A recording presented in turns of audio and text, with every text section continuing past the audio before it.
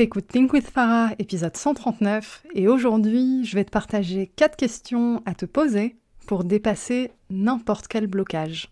Bonne écoute! T'es entrepreneur, t'as de l'ambition, mais t'as du mal à dépasser tes peurs et tes croyances limitantes, t'es au bon endroit. T'as envie de vivre une vie d'abondance, te libérer du regard des autres, assumer ta volonté de gagner de l'argent et incarner pleinement ta puissance. Et clairement, t'en peux plus du syndrome de l'imposteur, d'un mauvais rapport à l'argent ou de la peur de l'échec. T'es prête à gérer ton business comme un vrai business et pas comme un side project. T'es prête à ce que l'argent coule à flot dans ta vie. Moi, c'est Farah de Think with Farah, mentor, formatrice business et coach holistique. Chaque lundi, j'anime le podcast Think with Farah, notre rendez-vous pour que je t'aide à révéler ton plein potentiel, pulvériser tes croyances limitantes et bâtir un business vraiment prospère. Ma spécificité, c'est mon approche holistique. Je crois profondément que ton business ne pourra pas se développer sans toi. Ici, je t'accorde l'importance que tu mérites. On parle stratégie business, loi de l'attraction, bien-être, santé mentale, marketing, mindset. Tout ça au même endroit. Ah, et puis si t'es neuroatypique, c'est un espace inclusif pour toi. Je suis diagnostiquée TDAH, HPI et hypersensible. Neuroatypique ou pas, si t'es un être sensible et spirituel, je te comprends et je peux t'aider comme personne. Les êtres humains sont régis à 95% par leur subconscient. Et les entrepreneurs ne dérogent pas à la règle. Qu'est-ce que ça veut dire ? Ça veut dire que t'es forcément sujet ou sujette à certaines formes de blocage, de peur, de croyances limitantes qui prennent origine dans des choses que tu ne contrôles pas. Des choses qui ne sont pas de ton ressort, qui ne sont pas de ta faute, mais dont tu payes quand même les conséquences. Et ça, quand t'es pas entrepreneur, ça peut prendre un peu de temps avant que tu t'en rendes compte, et généralement, c'est la sphère privée, la sphère relationnelle, qui met en lumière certains blocages, certaines croyances limitantes, éventuellement la sphère financière s'il y a vraiment beaucoup de problèmes de gestion, mais dans l'ensemble, on est pas mal préservé. Mais quand tu es entrepreneur, tu mets les 2 pieds dans le plat et tu n'as pas d'autre choix que de te retrouver face à toi-même parce que tu as la responsabilité de te dépasser et de créer quelque chose en marge de la société. Être entrepreneur, c'est un peu être un ou une extrémiste de la liberté, une folle dingue ou un fou furieux qui aime dépasser ses limites, qui aime se challenger et qui a juste eu une vision et qui est prêt à tout mettre en place pour la réaliser. Ça fait une sacrée intro, mais du coup tu l'as compris, je vais adresser les peurs, les croyances limitantes, les blocages, et particulièrement le money mindset et les blocages financiers. Alors pour les blocages financiers, c'est un sujet qui est très complexe, parce que ça prend racine forcément dans comment tu as grandi, l'environnement dans lequel tu as évolué, et c'est aussi un des sujets les plus tabous dans notre société, un des sujets les plus responsables de divorce, de séparation de couple. Enfin bref, c'est un sujet extrêmement complexe. Et adresser des blocages financiers, des blocages autour du mindset, autour du rapport à l'argent, ça demande un sacré travail et ça demande un travail sur plusieurs aspects. Tu vas avoir un travail objectif, des choses à faire, des choses à ne pas faire, etc. Tu vas avoir un travail énergétique, tu vas avoir un travail spirituel, un travail d'état d'esprit. Bref, tu vas avoir un travail hyper complet à faire. Et dans cet épisode, j'ai envie de t'amener 4 questions à te poser pour dépasser n'importe quel blocage, mais surtout celui de l'argent. Alors quand je dis surtout celui de l'argent, c'est parce que en sous-marin, depuis 2 semaines, je parle à ma communauté sur Telegram. D'ailleurs, c'est une communauté qui est très récente. J'ai créé un channel Telegram il n'y a pas longtemps. Je te mets le lien dans la description de l'épisode si ça t'intéresse.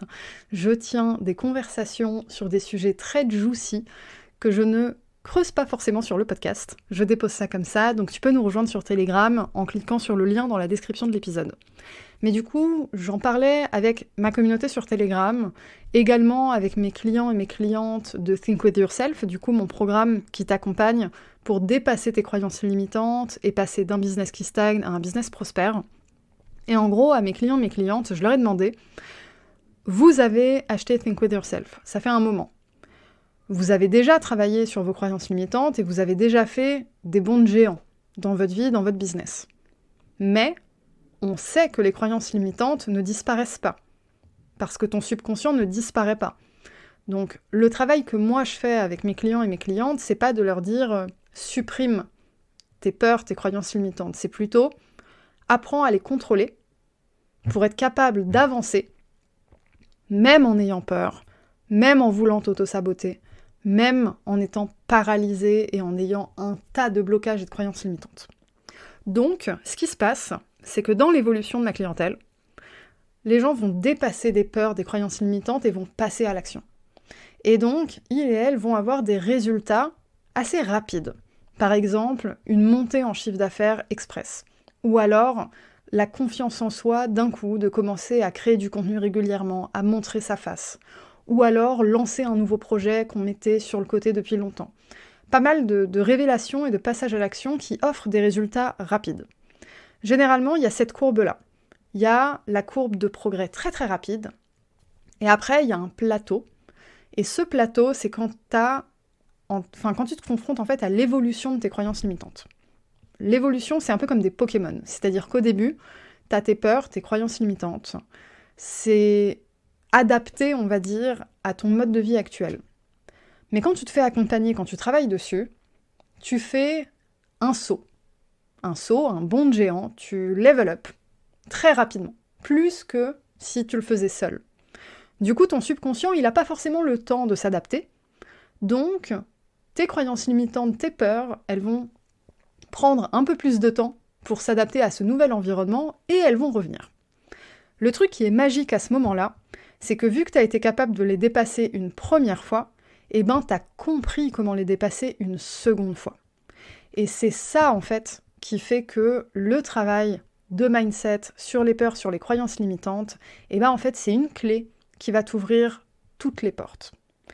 Et avant que je te partage ces 4 questions à te poser pour dépasser n'importe quel blocage et ce, à n'importe quel niveau de ta vie, je veux te dire que j'organise pour la toute première fois, le vendredi 13 octobre à 14h, heure de Paris, un workshop en direct, donc un workshop en groupe, un atelier, un coaching de groupe, pour t'aider à débloquer un palier financier. Ça va être un workshop 100% passage à l'action, on n'est pas sur un format masterclass, on est sur un format atelier, comme j'ai pu faire avec mes clients et mes clientes. Dans ce workshop, on va adresser ton money mindset sur tous les plans. Il y aura une partie très méthodique, très, on va dire, énergie yang, énergie masculine, voilà, qu'est-ce qu'on fait, qu'est-ce qu'on met en place. Et va y avoir aussi un travail beaucoup plus énergétique et spirituel, parce qu'on va travailler avec la loi de l'attraction. Il y a vraiment cette notion de blocage, de mindset, de blocage énergétique. Et ça peut se débloquer très rapidement quand tu mets ton intention et que tu crées un momentum. Et ça, c'est ce qu'on va faire ensemble le 13 octobre. J'ouvre les ventes ce matin. Donc, je mets dans la description de l'épisode l'accès pour prendre ta place pour le workshop. Ça durera environ 2 heures, un peu plus éventuellement s'il faut déborder, mais on va faire tenir ça en 2 heures. Et l'idée, c'est qu'au bout de ces 2 heures, t'aies débloqué un frein qui t'empêche aujourd'hui d'avancer et que dans les semaines qui suivent, t'aies dépassé un palier. Donc mon conseil pour toi, c'est de ne prendre ta place pour le workshop que si tu es prêt ou prête à vivre une transformation au mois d'octobre. Si ton mindset, il n'est pas aligné à ça, c'est pas grave, des workshops, j'en ferai d'autres, et laisse ta place à quelqu'un qui est prêt pour ça, parce que du coup, les places sont limitées. Le but, c'est vraiment qu'on vive un momentum énergétique pour toi, que tu repartes avec une méthode que tu pourras dupliquer à chaque fois que tu te confronteras à un nouveau palier, à un nouveau blocage, une nouvelle croyance limitante, et surtout que tu aies passé un palier au mois d'octobre. Sur ce, les questions, quelles sont-elles ? Je pouvais pas démarrer l'épisode en te les donnant tout de suite. J'étais obligée de faire un peu un topo sur comment ça fonctionne une croyance limitante et pourquoi c'est important d'être capable de te poser des questions. La première question, c'est « Ma peur est-elle rationnelle ou irrationnelle ?» Rationnelle, ça veut dire « Est-ce que c'est une peur réelle ?» Par exemple, Si j'investis de l'argent, est-ce que le risque de perdre cet argent, il est élevé? Rationnel, ça veut dire est-ce que je peux mettre en place des choses pour atténuer ce risque? Irrationnel, c'est j'ai peur d'investir de l'argent alors que tout me prouve que je peux le rentabiliser. Par exemple, alors je prends l'exemple de l'argent parce que c'est le plus imagé, le plus graphique dans l'esprit. Ça parle au plus grand nombre, mais l'idée c'est vraiment ça, c'est te questionner sur la racine de ta peur. Et te dire, est-ce que c'est rationnel ou est-ce que c'est irrationnel? Après, la deuxième question, c'est qu'est-ce que j'ai à portée de main aujourd'hui pour dépasser cette peur? Parce que tu peux avoir une peur rationnelle et ne pas avoir la main dessus. Par exemple, t'es pas sûr de rentabiliser ton investissement. Si tu investis sur une entreprise en bourse, ben ouais, tu ne peux pas contrôler le marché. Donc c'est rationnel et t'as rien à portée de main pour, on va dire, dépasser ça, à part éventuellement budgétiser pour te relever si t'as perdu ton investissement. Mais voilà. La question c'est, est-ce que c'est rationnel ou est-ce que c'est irrationnel? Donc première question. Et la deuxième question, c'est qu'est-ce que j'ai à portée de main aujourd'hui pour dépasser cette peur? Cette deuxième question, elle est très puissante. Pourquoi? Parce que, indépendamment de si ta peur est rationnelle ou pas, tu remets le focus sur toi plutôt que sur les événements extérieurs. T'es pas en train de te dire « je suis victime de mon environnement ». T'es en train de te dire « mon environnement existe, mais je n'en suis pas victime, j'ai une forme de contrôle dessus ». Et tu acceptes cette forme de contrôle, peu importe à quoi elle ressemble. Tu acceptes d'avoir 10% de contrôle, tu acceptes d'avoir 90% de contrôle. L'essentiel, c'est que tu sais sur quoi tu as la main, et ce sur quoi tu as la main, tu vas l'utiliser à son plein potentiel. Et c'est comme ça que tu reprends ton pouvoir personnel, parce que c'est comme ça que tu arrêtes d'être victime de ton environnement, et que tu arrêtes finalement de te diminuer. Il y a vraiment... Pendant que tu travailles en fait ton money mindset, il y a un truc magique qui se passe, c'est que tu regagnes confiance en toi. Parce que tu es en train de reprendre les rênes sur ta vie et tu te rends compte que tu as un pouvoir d'action qui est bien supérieur à ce qu'on t'a fait croire, qui est bien supérieur à ce qu'on t'a montré. Parce qu'en réalité, les gens qui vivent des croissances exponentielles dans leur business, des bons énergétiques comme on appelle des sauts quantiques, entre guillemets, ces personnes-là, il y a juste un moment où elles se sont rendues compte qu'elles avaient un pouvoir d'action qu'elles n'avaient pas activé jusque-là, et elles ont décidé d'appuyer sur le bouton. Généralement, ce n'est que ça. Alors oui, il y a le facteur chance, il y a tout ça, blablabla. Mais du coup, le facteur chance, c'est quelque chose sur lequel on n'a pas la main. Donc, est-ce qu'on va le regarder? Non. On va regarder ce sur quoi on a le contrôle. Donc, première question, ma peur est-elle rationnelle ou irrationnelle? C'est une excellente question parce que ça va te permettre de prendre du recul. Est-ce qu'il y a des vrais risques sur ce que je m'apprête à faire? Ou est-ce que je suis juste en train de me noyer dans une goutte d'eau? Et auquel cas, il va falloir, du coup, avec des exercices comme je te montrerai dans le workshop, apprendre à redescendre en pression. Ensuite, qu'est-ce que j'ai à portée de main aujourd'hui pour dépasser cette peur? Qu'est-ce que je peux faire? Et cette question, elle est magique pour une autre raison, c'est qu'elle te reconnecte à ton énergie créative et créatrice. T'es obligé d'être ingénieux ou ingénieuse pour faire ça. Parce que parfois, et c'est ça la beauté de l'entrepreneuriat, c'est un don que tout le monde a en entrepreneuriat, cette capacité à résoudre des problèmes. Et cette capacité à trouver des solutions du coup. Qu'est-ce que j'ai à portée de main? C'est ok, par rapport aux moyens que j'ai, qu'est-ce que je peux faire? Et là, tu te rends compte que créer ton succès, ça ne dépend pas de qu'est-ce que tu as aujourd'hui. Ça dépend de qu'est-ce que tu en fais. Maintenant, troisième question. Est-ce que je peux trouver de quoi j'ai besoin pour dépasser cette peur? Là, on commence à anticiper la phase de croissance, on commence à anticiper ce qui vient après. Est-ce que je peux trouver de quoi j'ai besoin pour dépasser cette peur? Ça veut dire conscientiser les ressources que tu n'as pas et dont tu aurais besoin, et où est-ce que tu peux les trouver? Là, on est déjà dans un autre état d'esprit. On a déjà passé un palier quand on se pose cette troisième question. Tu vois, ces questions, elles viennent pas à la suite en une après-midi. Il y a, on va dire, un espace de croissance. Et c'est important de se laisser cet espace de croissance. Est-ce que je peux trouver de quoi j'ai besoin pour dépasser cette peur? Ça veut dire, j'ai déjà identifié si ma peur était rationnelle ou irrationnelle, et je me suis gérée émotionnellement par rapport à ça. Qu'est-ce que j'ai à portée de main aujourd'hui pour dépasser cette peur? J'ai regardé ce que j'avais autour de moi, et comment j'ai pu agir dessus. Donc je suis déjà passée à l'action, j'ai déjà repris mon pouvoir personnel. Donc maintenant, énergétiquement parlant, j'ai fait un shift déjà. Je sais que je suis capable d'agir et j'ai peut-être pas encore solutionné tout mon problème, mais j'ai avancé sur cette peur, sur ce problème, sur cet événement stressant, peu importe. J'ai fait un pas. Même si c'est un petit pas, j'ai avancé. Donc une fois que tu as fait ça, là, tu es capable de regarder ce que tu n'as pas et comment tu peux le créer. Tu vas pas faire ça au départ, parce qu'au départ, t'as pas encore la confiance en toi, d'être capable de dépasser tes peurs, tes croyances limitantes, tes blocages et de passer au niveau supérieur. T'es pas encore rendu là. Ça vient après. C'est vraiment un process, et vouloir brûler les étapes, c'est le meilleur moyen de baisser en estime de soi, de baisser ta confiance en toi, etc. Attends de te prouver à toi-même que t'es capable à une toute petite échelle, avant de commencer à taper beaucoup plus haut. Et surtout si au départ, tu te dis « qu'est-ce que je peux trouver que j'ai pas encore pour avancer ?» Le message que t'envoies à ton cerveau, c'est « je n'ai pas, je manque, j'ai besoin ». Et ça, c'est pas des choses positives que t'envoies à ton cerveau, et c'est pas non plus des choses positives que t'envoies à l'univers. T'as pas envie d'envoyer à l'univers « je n'ai pas, je manque ». T'as envie d'envoyer à l'univers « je peux, je suis capable, j'ai ». Et ça, tu le fais en te posant ta deuxième question. Qu'est-ce que j'ai à portée de main aujourd'hui pour dépasser cette peur ?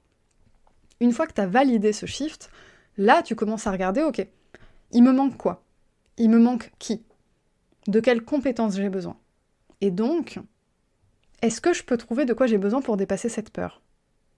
Et en dernier, quatrième question, si je fais des erreurs, est-ce que je suis capable de comprendre pourquoi et d'ajuster ? Et là, c'est pareil, cette question, elle vient en dernier parce que tu as déjà validé ta capacité de passer à l'action. Donc, tu as une estime de toi qui est forte quand tu arrives à ce niveau-là. Tu as une confiance en toi qui est forte. Ça veut pas dire que tu es persuadé que tu fais aucune erreur. Tu sais que tu es faillible, tu sais que tu peux faire des erreurs, mais tu sais aussi que tu es capable de te relever. Et que avoir peur ou avoir un blocage, c'est pas ça qui va t'empêcher de passer à l'action. Donc maintenant, tu te questionnes avec la critique intérieure. Pourquoi je fais par exemple une erreur ? Qu'est-ce qui fait que j'ai pris une mauvaise décision ? Et ajuster. Et quand tu te poses ces questions à la fin, donc à la fin d'un cycle, par exemple, après être passé à l'action, et bien là, tu es capable de faire cette introspection et cette critique intérieure sans jugement.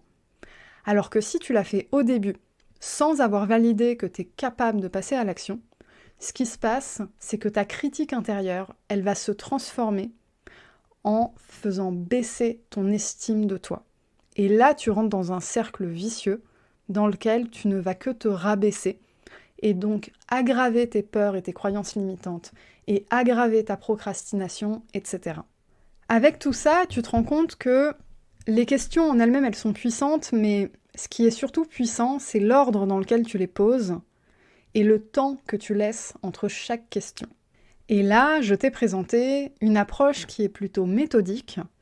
Il y a une autre approche qui est beaucoup plus énergétique et spirituelle, qui te permet de te connecter à la source finalement, à l'univers, et de débloquer ces niveaux énergétiques, de pulvériser ton plafond de verre.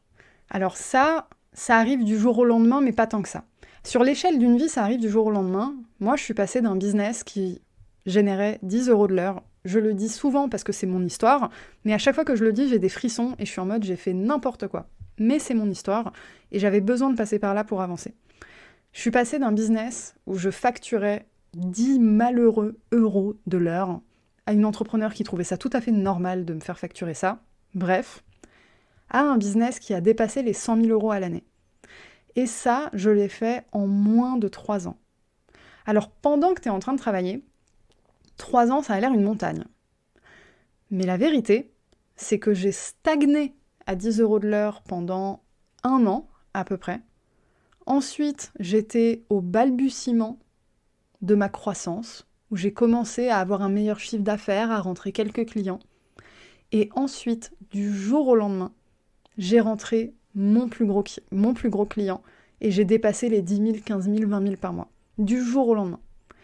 Est-ce que ça s'est fait du jour au lendemain? Non. Il a fallu que je me transforme. Et cette transformation, elle a pris 3 ans. Mais elle a pris 3 ans parce que j'avais pas d'exemple, j'étais seule, j'avais pas de formation, j'avais pas de programme, j'avais pas de coach, j'avais rien du tout. Et en plus de ça, j'étais même pas éduquée sur tout ce que je transmets aujourd'hui.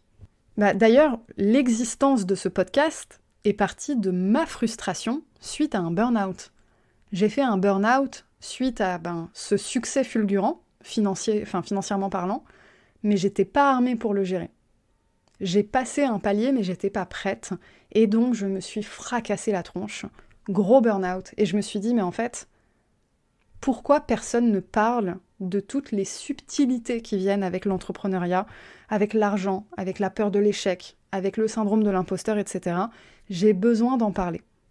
Et donc, on est là, 2 ans et demi après, 60 000 écoutes depuis le début, et je comprends que ce que je dis, ça résonne. Au-delà de la dimension business, il y a une dimension mindset qui résonne. Il y a une dimension spirituelle qui résonne. J'ai accompagné des dizaines d'entrepreneurs depuis, et j'ai juste énormément de gratitude pour ça, et je suis plus qu'heureuse de proposer mon premier workshop en live le 13 octobre. Ça va être épique. Énergétiquement, ça va être complètement dingue, parce que je vis une transformation énergétique très intense, et j'ai juste hâte de pouvoir te transmettre ne serait-ce que la moitié de cette transformation énergétique. Ce que je veux le 13 octobre, c'est réveiller le feu qui est en toi et te permettre d'aller chercher tes rêves à un niveau d'ambition que tu t'étais encore jamais autorisé. Je te laisse l'accès dans la description de l'épisode. Si tu as des questions sur ce workshop, tu peux m'envoyer un DM sur Instagram ou m'envoyer un mail sur hello@thinkwithfarah.com. J'espère que ces questions t'ont été très utiles, que cet épisode aussi. J'ai hâte de te retrouver le 13 octobre et je te dis à la semaine prochaine dans un nouvel épisode.